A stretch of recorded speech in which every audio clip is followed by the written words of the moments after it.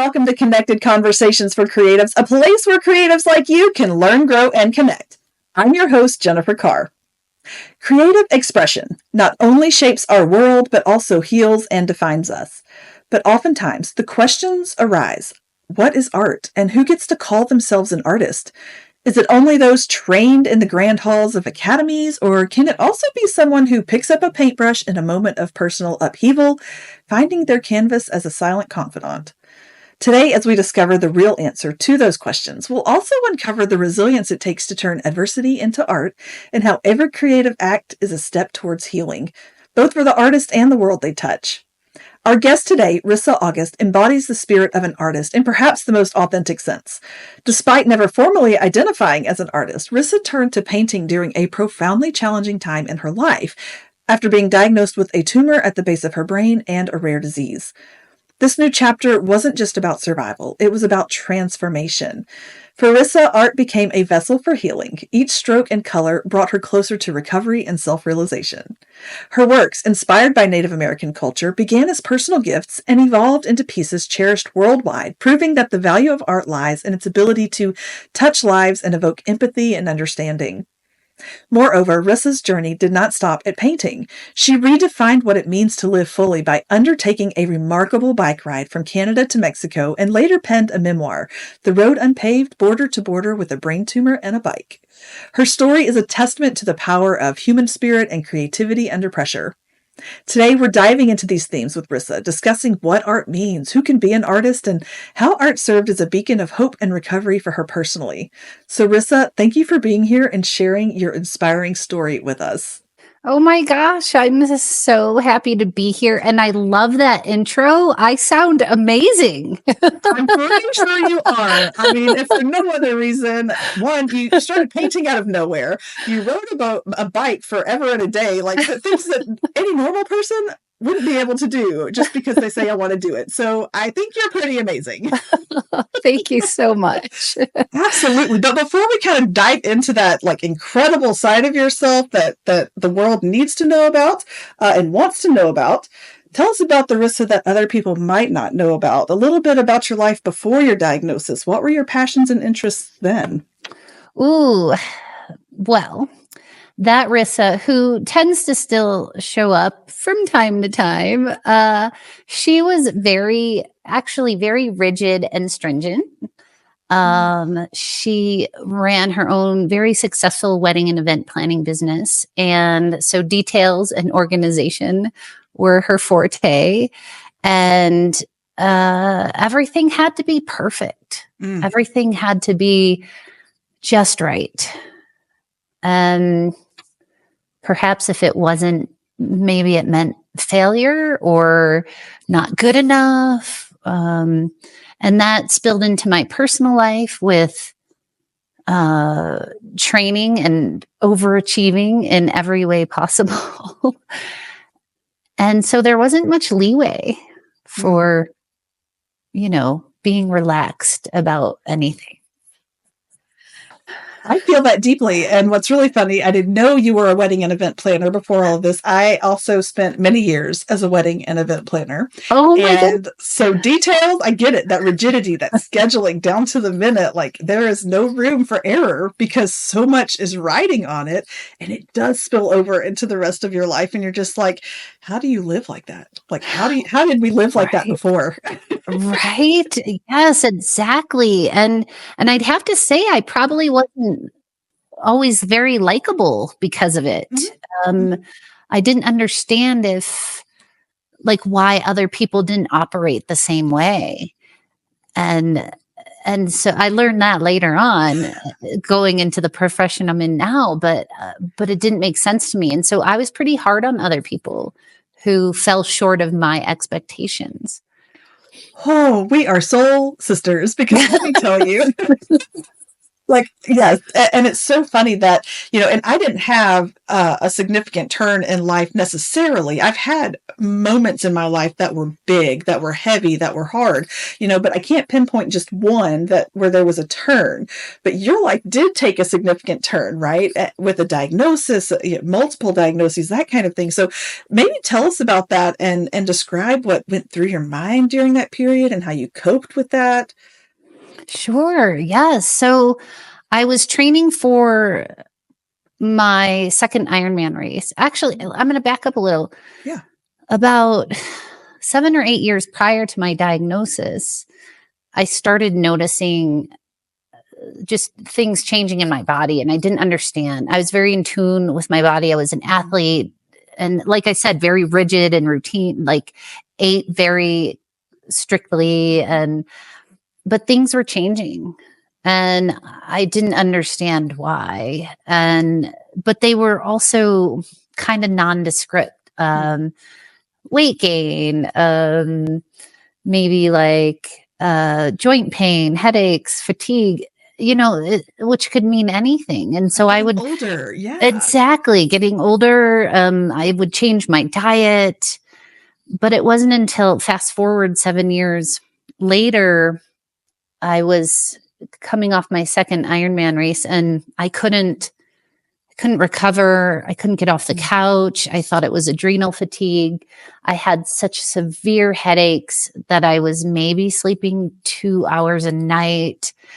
I kept going to the doctor, which is something I would never do. I didn't even take ibuprofen. I was a little bit of what do you call it? Like a naturalist. Me too. Uh-huh. And so, but all of a sudden I'm like, something's wrong.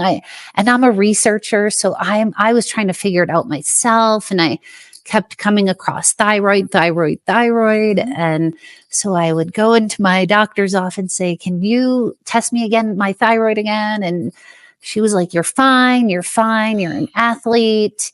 I'm not worried. And I said, I'm telling you, something's not right. Mm-hmm. And so it wasn't until finally I said, I want an MRI.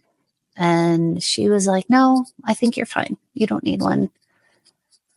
And I said, no, I would like to just, for my own peace of mind, I would just go ahead and order it. She said, no, and they're really expensive, and I'm not worried. And so I almost just gave in. And I remember sitting on the doctor's, the little patient table, and I don't know if it was divine intervention or what, but something said, get the MRI. So I said, order me the MRI. Good for you. And a week later, she sent me an email that had one sentence saying, you have an enlarged pituitary, go see an endocrinologist. I had no idea what that meant. Right. I had no idea I've heard of the pituitary gland, we learned it sometime in school, and then I didn't even know what an endocrinologist was. And so there I am sitting in the endocrinologist office, and I'm staring at this computer screen, and it's gray. And it's like grayscale, and there's my skull with my eyeballs, and it looked weird. And there's this big gray blob right in between my eyeballs, and it was huge. It was massive, crammed into this really small space called the cella turcica. If any science geeks out there, but it's a very small space that houses the pituitary, and it was overgrowing that space. And so she's looking at me, pointing to the screen. She's like, this has got to come out. And it wouldn't register. Yeah. I'm like, no, I don't need to deal with that right now. I'm training for another bike event, and I don't have time for this. And then she proceeds and says, oh, and I'm 99.9% sure I know what you have. And I'm like, what? Well, I have a tumor.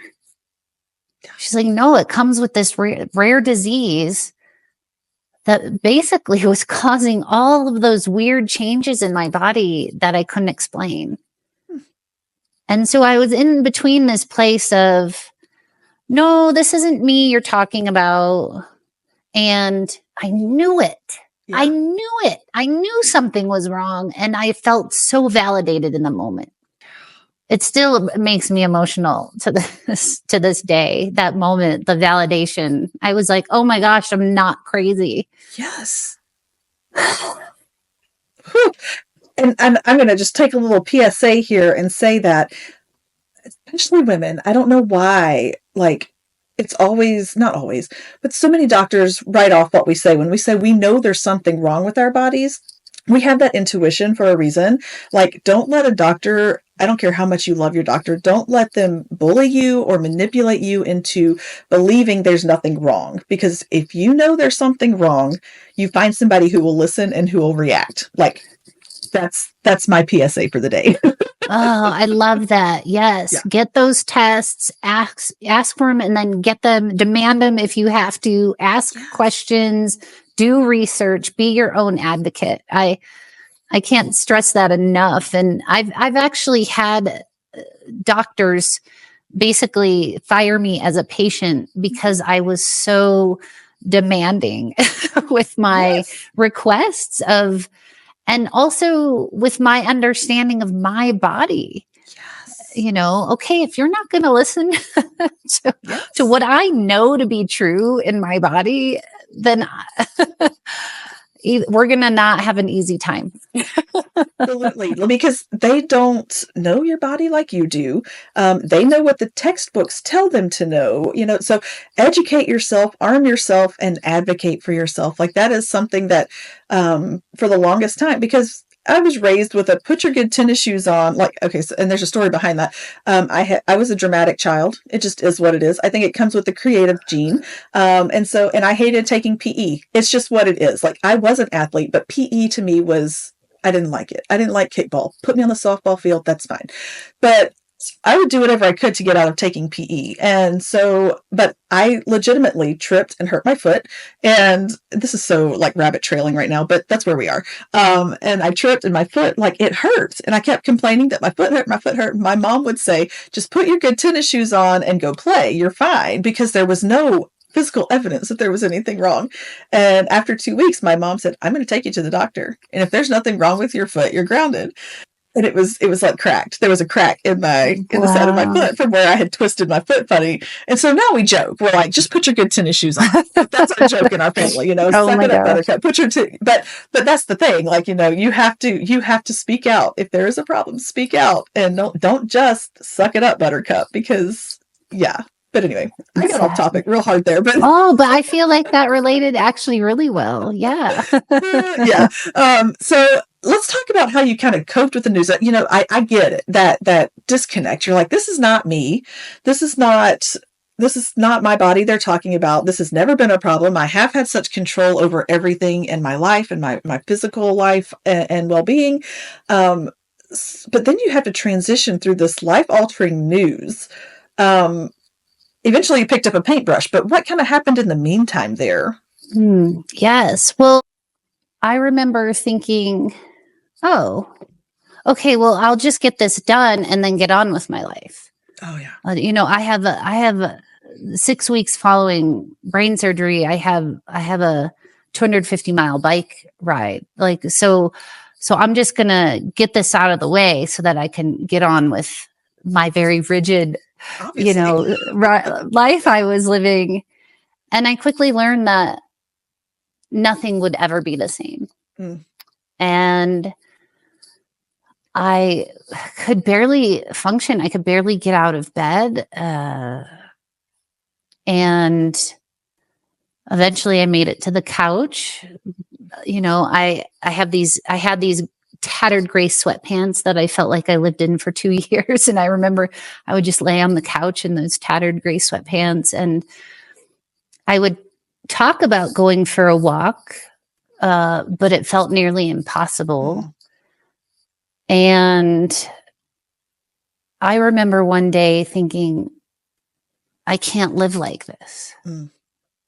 I can't go from being this overachieving, action-oriented doer of life to barely able to function.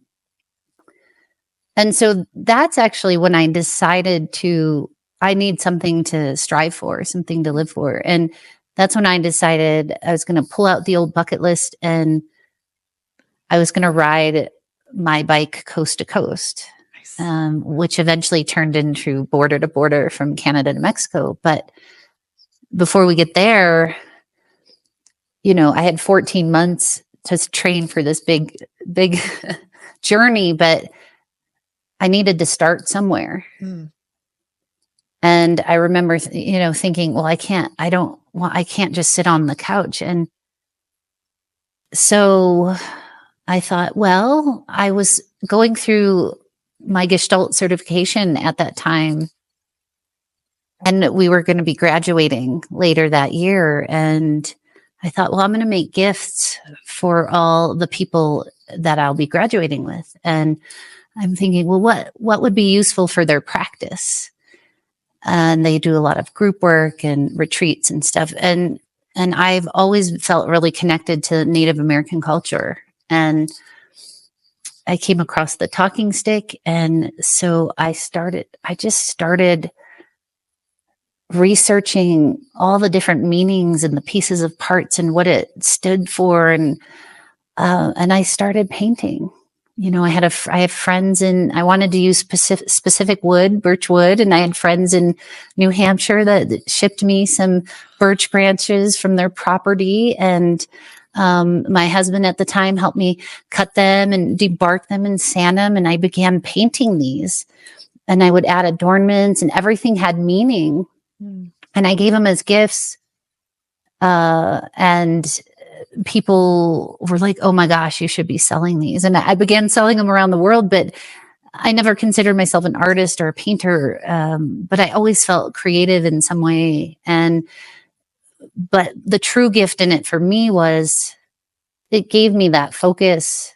Instead of focusing on my circumstances, now I had this creative outlet and something else to focus on. And that eventually led to riding my bike. I was no longer sitting on the couch in these sweatpants. Now I was sitting at my art table painting. And then eventually I was walking to my mailbox, and then eventually I got on my bike again. And so it was just a beautiful step in my healing process.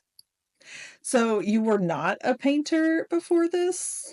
I never considered myself any kind of artist. I had a creative eye, as a wedding and event planner. I think, we naturally come by that. And that's how we kind of fall in that career path. But I never really used it for art, so to speak. And so, and still I get shy about it. I don't know that I would call myself an artist, but I like the word creative. Like I'm a creative. And so, and again, it became such a healing gift for me as well. Every time someone ordered I call them voice and story art, it was a healing process for me. And so that was the real beauty in it. Oh, yeah. I think, and it's so funny, like we have this tendency to think that, you have to be in the right mind space to sit down and, in my case, write. Like, and I do, but I have also found that sometimes when I just force myself to write, to just do something, it's almost like when I'm dusting the bookshelves and I'm like, oh, I really didn't want to do that, but how much better is it in the end? And then there's room for, I don't have to think about that. Now there's something else I can make time for or space for or whatever. And so sometimes just putting it out there is just like a cleanse, right? You're just like cleansing something. I love that metaphor. Yes. Yeah. And again, like I hate dusting. That's probably one of my least favorite chores, but when I do it, it's so nice in the end. It is so nice. Okay. So how were your friends and family? Like, how did they react to this new, you've gone from this one person who she was in control, she was in charge. Like, did you have support when you kind of transitioned into the art world and that kind of thing? Or were you on your own? How did that work for you? I mean, I would say I had a community, that same community that I was working on my certification with. They're super supportive.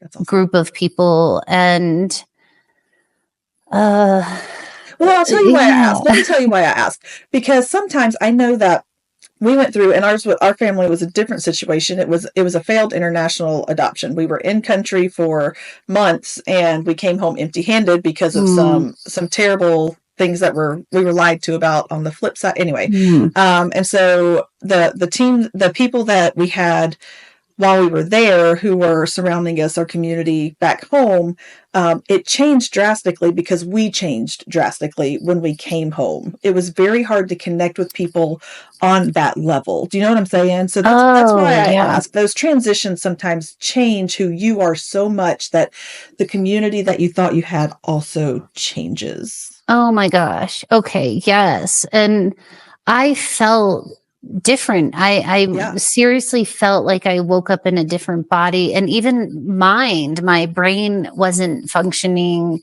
the way it used to. And I remember being embarrassed if I made a mistake, because I didn't make mistakes. Yeah. I didn't ever make mistakes. Like, it was actually at my job a running joke.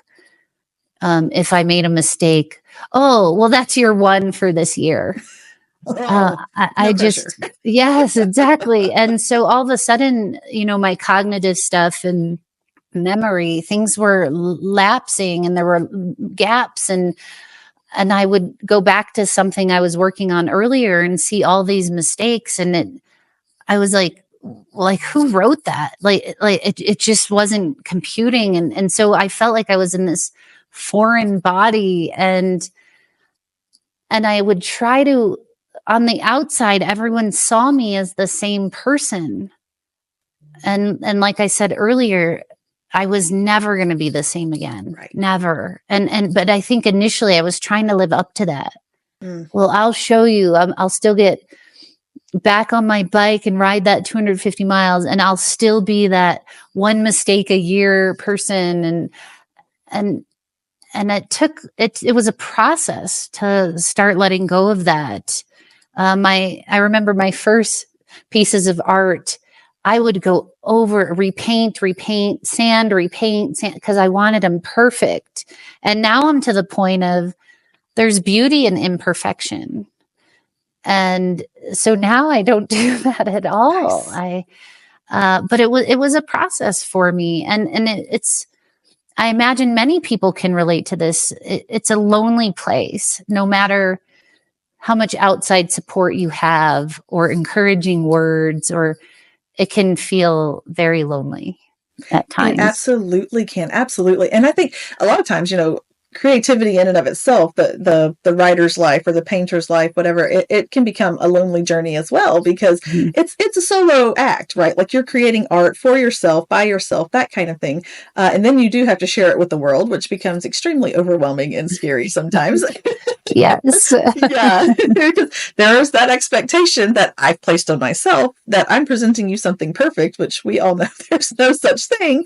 But at the same time, we really want it to be. And so there is that fear of, okay, what's everybody going to think? And so then you begin to isolate again, and you don't get out there and you don't share. And so, yeah, you do. I think it's very important to have a community that can accept you and that you can relate to, and that you can relate to them as well.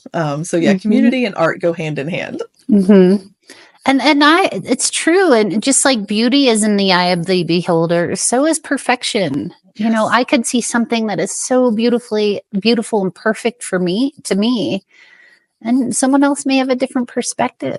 So, and that's the beauty of art. Like, every piece of art is not meant for every person. The art that calls out to you, that connects to your soul, that you connect with on that level, that art was meant for you. The one that makes you go, I don't like that, wasn't made for you. Exactly.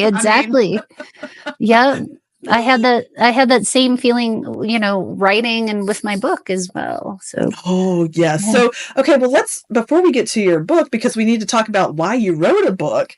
You didn't just stop with painting. You decided, hey, I'm going to ride my bike a really far distance. And so knowing that you were an athlete, that does help a little bit, but your whole everything changed. And so I imagine you had to train differently. You had to prepare differently, that kind of thing. So why did you do it? I think this is layered. Part of me felt like I needed to take myself out of where I was. There was other things going on in my life that were challenging in my personal life as well. And then, so part of me was like, okay, I need something that can be soul healing for me. And it was also going back to that bucket list of, well, the time is now. What am I waiting for? And so it was something I always wanted to do. And I found that bicycle route and fell in love with it immediately. I knew right away. I didn't even ask for the time off first or anything. I was just like, I'm doing this. And I think I went into it initially thinking it would heal all my stuff. It would prove to me that, okay, I still am the person I was. It would heal all the other things going on in my life, and I'd have everything figured out by the end. Did you? No, heck no. I was going to say, you could make millions if you wrote that book. Right. Yeah. And the ride started off very different than it ended, and in a beautiful way.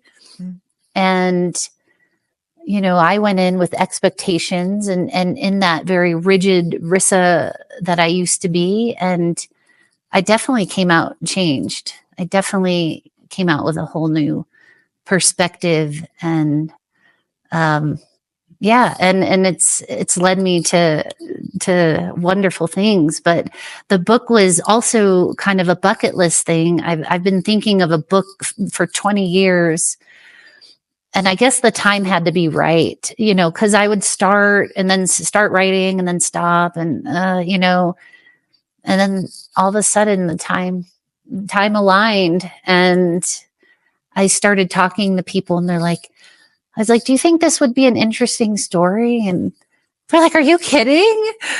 And, because amazing people do amazing and incredible things every day. There's so many amazing stories out there, and many that never get to be heard. And I think I struggled with what makes mine special? What makes mine worth hearing or writing about? And so, but I had to let go of that, and it was really scary. And I was in knots before the release date. And I mean, there's all kinds of emotions around it.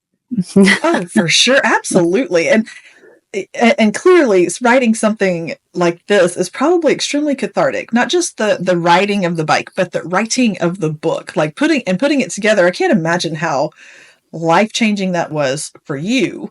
Can you kind of walk us through that process? Did you write as you rode, or did you wait until after it was all said and done? What was your process there? I was journaling a lot when I was writing and recording on my phone, things I wanted to remember. The part I struggled with when I sat down with my editor to write this book, or for her to look at this book, and I'm a details person.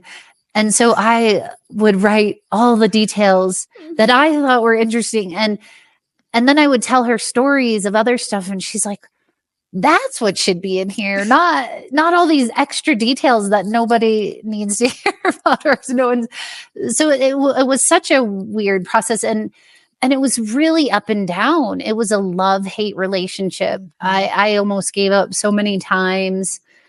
One, because I was, bearing what I felt my soul to the world. And I was afraid of judgment for that, because I was always put together Rissa. I always, had my composure and carried myself in a certain way. And so I wanted everyone else to see me in that way. And all of a sudden you're about to see my whole messy life in the pages of this book. And that was scary. And then fighting with my editor on stuff she felt I should keep in there, and stuff I was like, no, I don't want to. And yes. And I'm so glad she was awesome. She was amazing. But so it was really a love-hate relationship. And but it was also, yes, eye-opening. there were things that I didn't realize I still had incredible emotion around that still needed more healing. And then also I have a funny sense of humor. So I was able to add that part of me in there. And so it just kind of ran the gamut of, of emotions. I love that. And I tell you, like, and I've never written nonfiction necessarily. Aside from like research papers for grad school, like that was the closest I got to nonfiction. And I'm glad we're done with that. Just, that's many years in the past and I'm still processing the trauma. But writing fiction, even, it's like it's a new way to express yourself, to pour into fictional characters emotions maybe you have of your own and that kind of thing. And so yeah, to be able to look at it again and say, wow, I came through that, or that's your soul on the page. But I agree with you, even in fiction there is that fear of judgment. There's that, because people, one of the first things they ask is like, oh, is this based on you? And I'm like, does it sound like it's I hope no. Like, I hope not. I mean, yeah, there's psychology. That's where we connect. That's it. After that, the character and I, we diverge greatly. And, but people have that expectation, or they have that judgment, or I have the expectation of myself that I'm going to provide a 5-star read for every person that picks it up. But then I have to remind myself, my story is not for everybody, but it's for somebody. Just like your story was, it was scary to write. I am certain of that. I can totally believe that. And it's not for every person, but whoever reads it and says, I needed this, like, that's why you wrote that book. Yeah. Wow. And it's interesting you bring up the 5-star reviews, because I was getting tons of 5-star reviews, and then all of a sudden I got a 4-star review and I was devastated. And I was telling my friend about this, and she's like, well, since when is a 4-star review bad? Since it wasn't a 5-star. Exactly. and that's so true.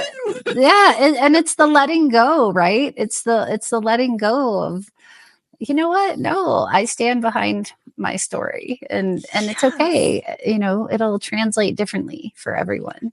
Absolutely. I mean, there are people who, I'm one of these people. I look at the Mona Lisa and I go, I'm not that impressed with that painting. It's really small, isn't it? Really small. It's smaller than I thought it was going to be. Like, there's just nothing about it that makes me go, I could stare at this all day. But there are some people who love it and they're obsessed and they think it's, and I'm like, then you can have it. I'm going to move on over here to Starry Night and I'm going to stare at it and get lost in the swirls and the colors. And I'm just like, oh my gosh. Yes. And so, oh my gosh. Van Gogh. He's one of my favorites. Yeah. Oh my goodness. And like, different art appeals to different people for a reason. Otherwise, we would all look at a gray wall and go, that's the most beautiful wall I've ever seen, and where's the fun in that? Right. Give me all the color possible. I want all the colors. Yes. And that's okay. If you don't like color, we still like you. Exactly. Yeah. Yeah. That's the whole beauty of art and all of that. So when you were riding your bike from border to border, did you make stops and connect with people? Was this a solo journey where you were just like, I need to process this alone? What did that look like? Well, I actually joined a tour called a semi-supported tour. So basically, myself and 9 other people shared a van, and all our gear went in the van and was transported to the next location each day. But it was completely up to us to get ourselves there. So if we wanted our gear and our tent to sleep in that night, we had to ride. And I thought it would be easier. I thought, great, I have medication to worry about. There is backup in case I have emergency, something happen. And so I thought it would be easier. And I thought, but I'll still ride alone. Like I'll still be separate from these other 9 people. And that's not what happened at all. And again, it was all a part of my process of learning and growing and maturing. And so and the fact that I remember there were these other solo cyclists that were kind of on our same path, and they were camping in the same campgrounds we were. And one day it was just cold, rainy, miserable. And we'd had a stretch of days but we had to get up and ride. We had to follow the van. And they were like, they popped their head out of their tent and they're like, we're going to stick around here for another day. And, and so in that regard, like there were some days where I'm like, oh, I wish I could just not follow the van today. Yeah. And so I thought it would be easier. But anyways, I'm leaving next week for another journey that I am doing completely solo. And I'll tell you all about that in a little bit as well. Yeah, that's wild. Okay, so I am not one of those people that wants to share those kinds of moments with other people. So I could totally see how that would take a whole lot of personality change for me to be able to say, I don't know you people, and now we all have to do this together. Like that would be a struggle for me. And so, but I love that you said it took a lot of maturing, because I think that is something that we take for granted, that even as adults, we're still maturing. Yes. And we're still evolving, and we're still turning into the person we're meant to be. And we tend to forget that other people do matter. Like, even though we don't want to be there, even though we don't want to be part of a group, sometimes you have to put your good tennis shoes on. Yes. Yes. Okay, well, tell us about the solo ride then. What's that? What is that? Well, it's interesting. So I went into my other ride down the Pacific Coast wanting to be alone and do this. And I ended up with a group and eventually really wonderful people that I built lifelong relationships with. And this time I wanted to go with a group, couldn't find anybody to go with me or a group that worked for me for various logistical reasons. So now I'm going alone, and I will be riding my bike across the Camino de Santiago in northern Spain, which is 500 miles, and I'll take 2 weeks to do it.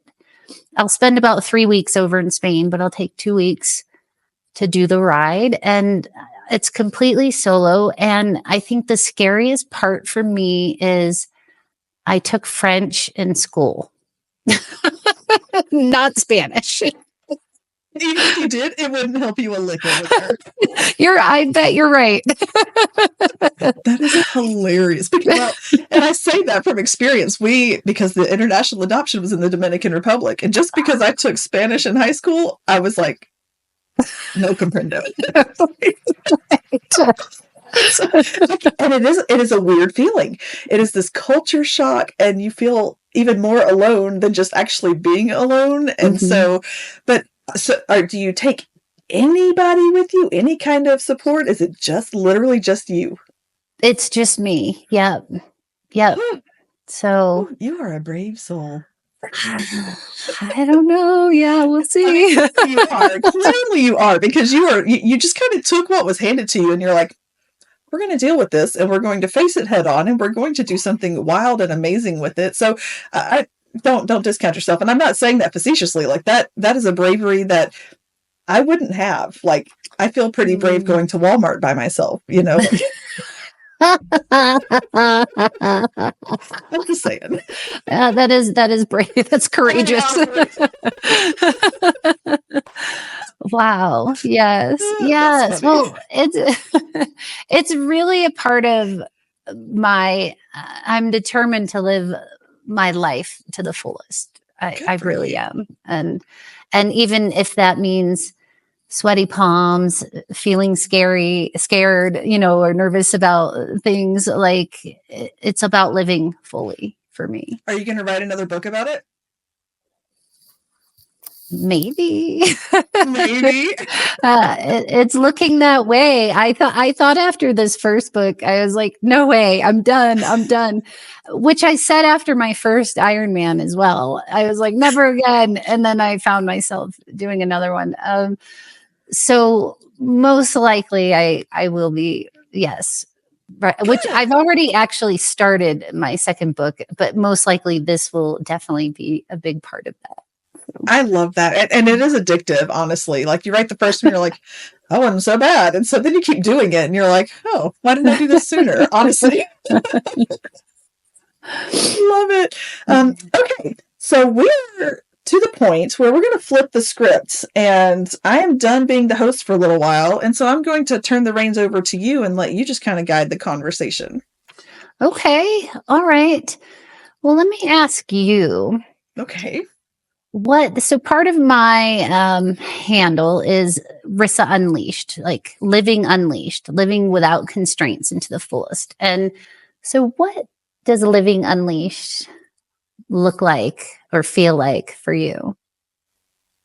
Oh, it's so funny. And what's wild to me is how this happens. Like, I don't believe in coincidence. I think that there's a thread that weaves every experience we have together. And so the fact that this has been an ongoing theme in conversations between me and strangers that I've only met for an hour at a time kind of thing, like it's wild to me and it wasn't posed to me like this, but the question and the answer, they always come out like this. So living unleashed for me is actually using the voice that I've always had and never knew that I could use.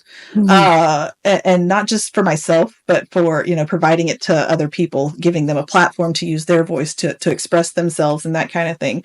And they're not all the same voice. Like I didn't know until probably 5 years ago, exactly how small my echo chamber was. And, there are some things that you're not going to find me bending on. But then there are some things that it's like, hey, have you ever thought about it like this? And I was like, no, I haven't. And being allowed to think about things, because I was raised in a very conservative Southern home. And that's fine. I love my upbringing. I love my family. I love my parents. But I was raised the way they were raised. And there was a box. And we never thought outside the box. We never lived outside the box. And that even maintaining the morals and the values that I've always had, there are things outside that box that, oh my goodness, they're amazing and beautiful and wonderful. And I didn't know they existed because my box was so small. Wow. And so just in the last few years, just being able to, and it was because of art and writing and creativity that allowed me to find that voice and to take the leash off and be like, guess what? There's more out there. Wow. Oh my gosh, you said that beautifully. I love it so much. And I've never put it into words really before until just recently. And it has been a constant just reminder that, hey, you have a voice, use it. Okay. Wow. So was there one moment in time or one like art piece or one writing, entry or something that it like clicked for you? Or was this a process over time? Or when was that first like initial like, oh my gosh, moment where you realized it? I don't know if there was like a single moment that transitioned into this mindset, but it was definitely this process, because it's scary. It's like going to a foreign country and not knowing the language. Like you dip your toe in and you're like, is this a place? Is this a platform that I can be successful in? Or is this a place where, if I say the wrong thing, I will be, canceled? Is this a place where I can be myself fully and authentically? And so it was like a tiptoe through the tulips kind of thing, and enjoying the ride as we go. And I finally just decided, it's just been in the last year really that I've put words to it that made me say something in me has changed. I feel it. But I think turning, like I crept up on 40 and all of a sudden it was like, hey, I'm 40 and I don't care what anybody thinks. Like, I don't know. That's really what changed. I think more than anything is that I quit caring what everybody thought, because that's a lot of weight to carry. Yeah. Yeah. Wow. Wow. Oh my gosh. I love that. And so I'll ask one more question. What is one step you would take today toward living more fully unleashed? Oh, that is a great question. And I've never actually thought about what's next, and it's not because I'm living in the past, right? But I'm trying to figure out what the heck am I doing today? Like what's happening today? But I do think that, probably continuing, like making a plan to stay in this career, because I have this tendency, like I was a wedding planner and I was a marriage and family counselor. Those two things happened at two different times in my life. And like, it wasn't that I was career hopping, but I just never felt at home. I never felt, stable in what I was doing. I didn't love what I was doing. I liked it, but I didn't love what I was doing. And I think staying with this, even when it was hard, like from the beginning, because publishing your own books is hard. And like just letting the process happen and not saying this is too hard, I'm done, or it's got a boring part, I'm done. Like, because I do love it. I absolutely love it, even when it gets hard. So I think my next step is just stay where I am. Okay. Like, don't let the hard part stop me. Does that make sense? Oh, I love that. Yes, that speaks to me so much. Because sometimes we get overwhelmed and we're like, my book is not selling as fast as I would like, or my editor's not getting back to me as soon as or she told me to cut out 10,000 words. Oh my gosh. I felt you so hard when you were talking about your editor wanting you to take stuff out. She didn't mind. She emailed me with the first book and she's like, Jennifer, you cannot have 130,000 words in your book. And I was like, yes, I can. It's my book. She's like, nobody's going to read a book that long unless those words are amazing. And so she was like, you have to cut words. And I was like, but they're all my words. I put them there. They have to stay. I love all of them. Yes. She's like, okay, save them in a document on your computer and go back and read them, but take them out of the book. We did. We compromised, and I got it down to 123,000. Okay. Yeah. Wow. I felt that so deeply. That's funny. Oh, I love that story. Yeah. You're not alone. All right, Rissa. So tell listeners how they can connect with you. Website, social, all of that good stuff. Sure. First, you can go to my website, rissaaugust.com. That's RISA, August, just like the month.com. And you can also find me on Facebook at Rissa Unleashed or Instagram at Rissa Unleashed. And I think LinkedIn at Rissa August. And I've also started an account on Substack. So if you're interested in reading or even viewing other amazing writers, I've started an account on there as well. Fantastic. And we'll put all that in the show notes. So all they have to do is go click on it and they can just follow you wherever you are. Are you going to live document your bike ride in Spain, or is that just going to be after the fact? I'm not sure how that's going to go. I'm not sure what kind of signals I'll have, and it'll be more remote than say being in a big city. And so I'm not really sure. I'm definitely going to do videos daily, and if I can post them daily, I will. But I'm not really sure yet. But I will if I can. It's going to be I'm jealous. Like, it's going to be beautiful. And so, like, you have to share something with us. I'm sure I will. I have no doubt. No, that's going to be so exciting. And it's just amazing. I love hearing these stories and connecting with people who they have something in their mind and then they go do it. They set the example for the rest of us who are like, I could never. And it's like, yeah, you can. Yeah, you can. Yes, you can. Did you ever imagine this is what you would do? I knew it was something I always wanted to do. Right. I just couldn't figure out how I was going to get there. And then I quickly learned, well, I didn't need to focus on the how. I just had to focus on the what. And then the how just started happening naturally. Yeah. Because you were brave enough to do it. That's fantastic. Okay. Now, the only way we can end this conversation is if you answer the really big question. And so, are you ready for the big question? I believe so. Okay. What is one piece of advice or encouragement you want someone to walk away with if they hear nothing else? Oh my gosh. Okay. So there was this moment leading up to my bike tour down the Pacific Coast.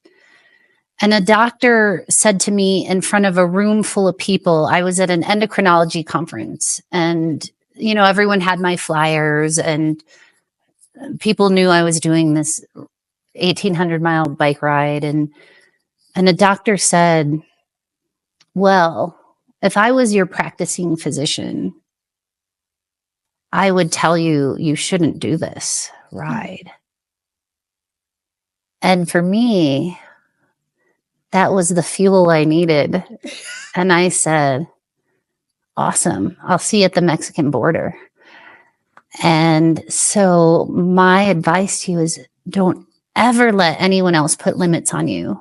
Don't let anyone else tell you what you should or shouldn't do, what you can or can't do. Only you get to choose. You get to choose that. You get to decide that.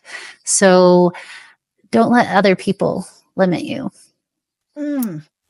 I love that. Because what is the voices that we hear the loudest are usually the naysayers, and those are the ones that stick the closest to us for some reason. And so, yeah, imagine all the things you would have missed out on, all of the life-changing transformation you've had that you would have missed out on if you had listened to his advice. Now, we're not saying ignore your doctors completely. Exactly. Thank you for that. Yes, exactly. Again, you know your body, you know your limits, you can follow your gut instinct on that one. Yes. And I can go further into that as well, but I know we're wrapping it up here. And again, don't let anyone else limit you, and don't limit yourself. Yes. Ooh, that's we could go into another hour. Exactly. Yes. Oh man. Rissa, thank you so much for just being here and being willing to share your story and just be vulnerable with us. And I know that if somebody leaves here going, I didn't get anything out of that, well, that's their fault. That's on them. Well, thank you. It's just such a pleasure being here. I loved our conversation. Thank you so much.